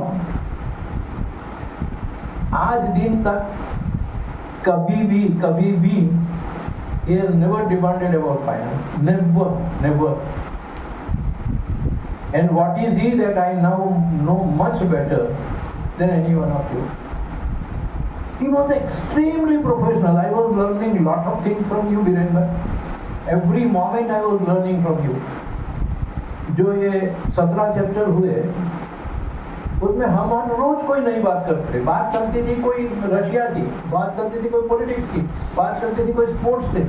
वहां से एमिटी कैसे मैं घुसेड़ देता था, मैंने सोचा नहीं था बीरेन भाई, लेकिन वो सिमिलरिटी मेरे में आ जाती थी। यार आपने तो આવું કર્યું છે પહેલા, આવું કર્યું છે તો, and I was telling and he was accepting so nicely. I think none of us will accept in such a way. અરે આ તો કરી નાખીએ, તમે મને કોણ વાત ચાલતી હોય કે અમે 1.5, 2, 2.5, 3 કલાક બેસીએ, इसमें आई थिंक 10 और 15 मिनट से मेरा वो आपने रिकॉर्ड किया होगा। Till for 2 hours, 3 hours we were churning out. और बात भी ऐसी बनी कि यहाँ से वहाँ आना जाना, दूसरे को मिलना, करते गए। एंड वन स्टेज केम बीरेन भाई, वो मेरा नेचर भी है और मुझे तो अच्छा लगता है nature. Up to particular point, I would ask everything to one person, but after that limit you cross, you trust him 100%. You surrender to him or her. ये सरेंडरनेस नहीं आएगी तब तक मैं कब के दावे के साथ कह सकता हूँ कि आपका डिजाइनिंग नहीं होता तो this book would not have been this much attractive and decent. Each page has been taken care. As you have given it words to a child, that is the words to each page has been given by Biren Kothari. I would not request you, I will force you to read this book word by word. It is not the story of MET, it is not the history of MET, it is not the literature of MET. It is how can you be the best educator. You need not, તમે બીએડમાં ગુલ્લા માર્યા ના ગયા, ખોટી certificate લઈ આવ્યા, do not worry, but read this book. Not it is because it is of MET. Once again I tell you, जैसे जैसे हम एक किताब के बारे में बात करते जाते हैं हमें लगता है यार आप तो सारू हुआ, हारी गए तो सारू करो, as it is included it is good. थोड़ी दिक्कत वाली बात है, कैसे करें वो मुझे पता नहीं, बट बीरेन भाई we are really very much thankful to you. जब कोई भी बात आई तो ये हुआ था Biren is right, it never came that Biren is wrong.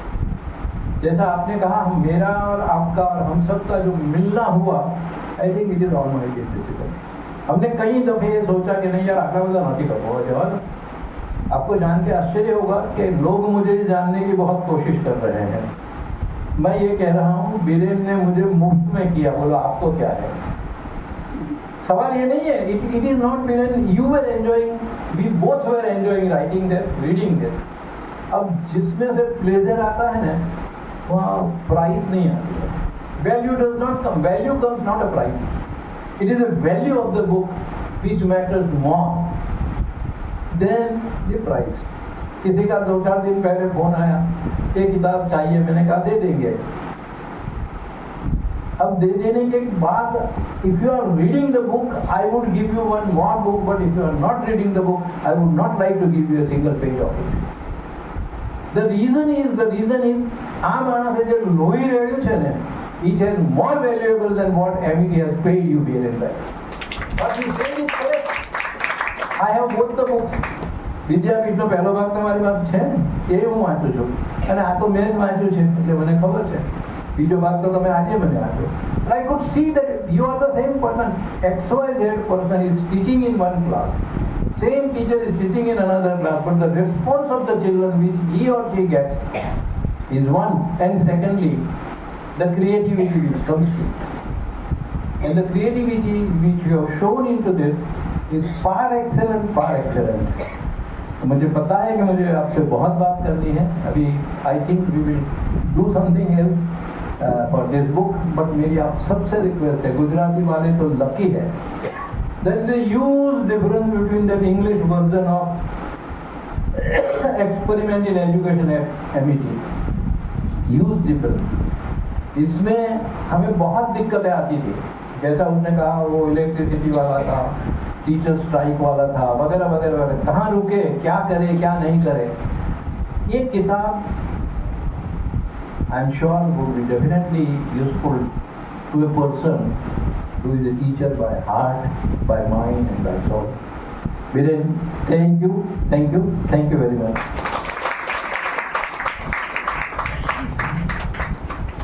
Thank you, sir. Thank you very much.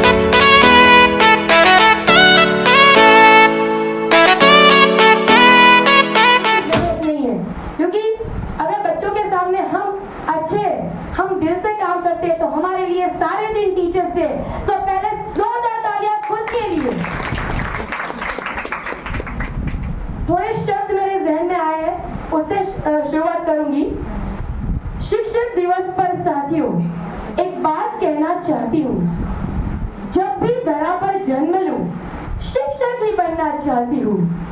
गलियों से खेलते वर्तमान से भविष्य के ख्वाब सजाती हूँ। कोरे कागजों पर लिखकर उन्हें किताब में बनाती हूँ और अनपढ़ से शुरू कर ज्ञानी तक पहुँचाती हूँ। घनी अंधेरी दीवारों पर रोशनी की मोहर लगाती हूँ। माना कि केवल शिक्षक हूँ, विद्यार्थियों को पढ़ाती हूँ, मगर चंद्रमा तक जाने की पहली सीढ़ी तो मैं ही बनाती हूँ। मगर चंद्रमा तक जाने की पहली सीढ़ी तो मैं ही बनाती हूँ। तो हमारे साथ आज रियल लाइफ नहीं बट रियल लाइफ, क्योंकि पता है दोस्तों आजकल का जमाना ऐसा है कि बच्चे से लेके बूढ़े तक रियल लाइफ में किसी को इंटरेस्ट नहीं है, सबको रियल लाइफ में इंटरेस्ट है। तो सोचा कि चलो ना क्यों ना ऐसा ही टॉपिक लिया जाए जहाँ पर सबको तड़का लगे, मजा आ जाए, क्योंकि मिर्च मसाले में सबको इंटरेस्ट है। ओके, तो ऐसी ही कोशिश हमारे जीएसवी इंग्लिश मीडियम के टीचर्स ने की।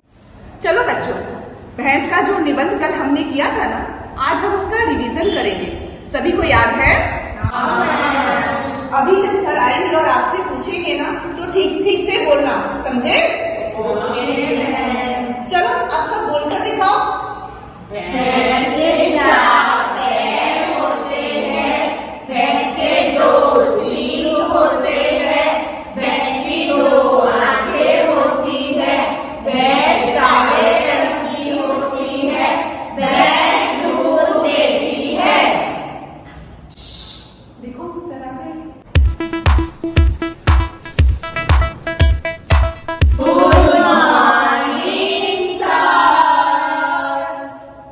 गुड मॉर्निंग, बैठो।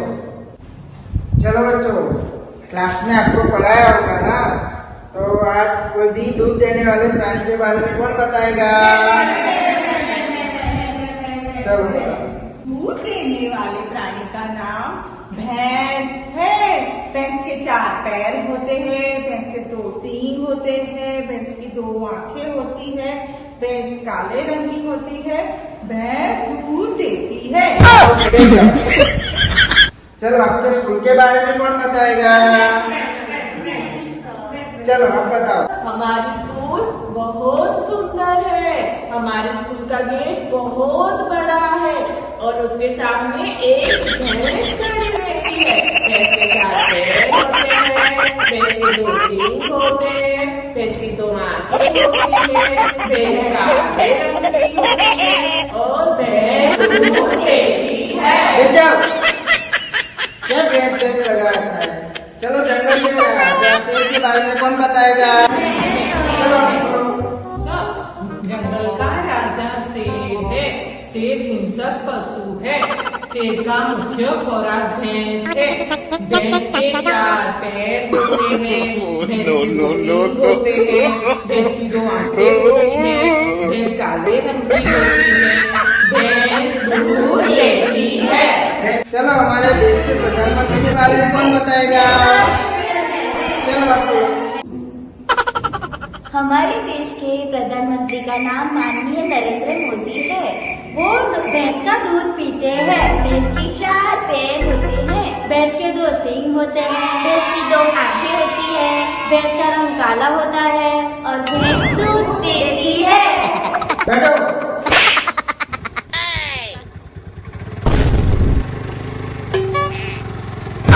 हेलो सर, मेरा एक्सीडेंट हो गया। रास्ते में भैंस आ गई। वो भैंस होते ना जिसके 4 पैर होते, 2 सींग होते, 2 आंखें होती है, काले रंग की होती है और वो दूध देती है।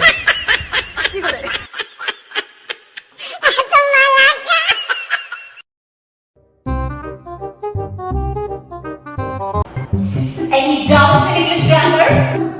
एलिट्रेशन समझ में नहीं आया। समझ के समझ को समझो। समझना भी एक समझ है। समझ के जो ना समझे वे समझ में वो ना समझ है। हमेशा बार आया। ये एग्जाम्पल है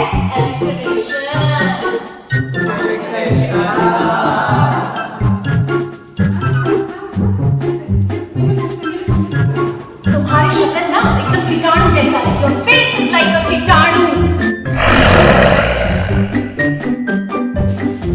ये एग्जाम्पल है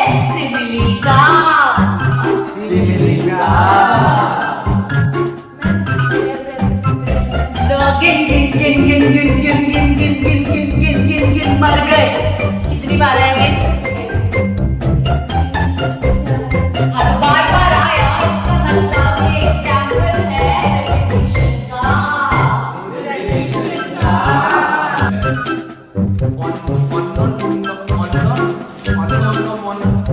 इसको मैंने सख्त करके हमारा उसका शून्य हो गया। ये एग्जाम्पल है आलूचिया। Any other doubts? Damini, कंसीलाल, Phoolmati, Om Prakash, Rahul, Neha, Akshay, Pallavi, Rohit, विशाल, आलिया, कियारा, विहान, नायरा, मायरा, जोया, जो, पू, री, निक, चिल, मिल, चिल।